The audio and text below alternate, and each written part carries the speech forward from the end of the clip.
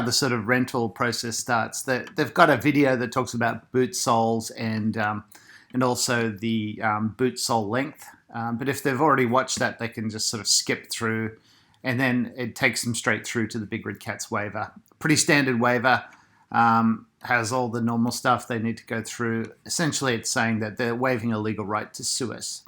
The important stuff is they give us a bunch of information: their name, their address, the ability levels, the days they're coming cat skiing, how many days they'd like to come, do they have their own boots, and what type do they want to borrow? Do they want to what size and what width? So there's a bunch of information. We also obviously ask them skier type. Mostly, if people are going cat skiing, they're not type 1. They're either going to be type 2 or type 3 skiers. We obviously need to know their height, their age, and their ski boot length, whether they need ski poles, the length of their poles.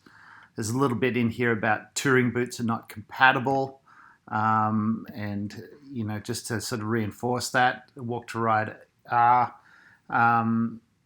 There's some other information here about that. We're going to bring the rental skis to the staging area. The forward pressure adjustment still needs to be checked and may need to be adjusted, but we're asking them to remind the guide to do that. But as guides, any rental skis, we should check that forward pressure adjustment. And so that's pretty much it. So what happens then is that gets emailed to the office. So Natasha or Paula or myself or Sammy or somebody gets that email. Then what we simply do is we go to the day plan. We put that information in. You can see here for this guy, Ian, all his details are in. He's 50, he's 195 pounds, he's 5'11". He wants ski poles that are 125 centimeters long, and he wants the soles, which are 106 underfoot, and he wants a pair of 180s. So what happens there is that gets translated into the day plan, which for you guys will look, a bit like, this. You'll sort of see it, and you can see the people that are renting skis have all this information there next to it.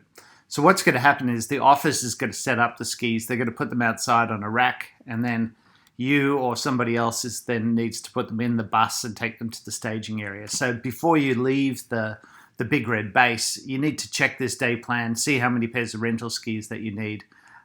You probably also want to bring probably at least a couple of spare pairs of rental skis of different sizes this year, because I'm sure that we'll get some people turning up to the staging area going, I wanted to rent skis, but I forgot, or something else happened.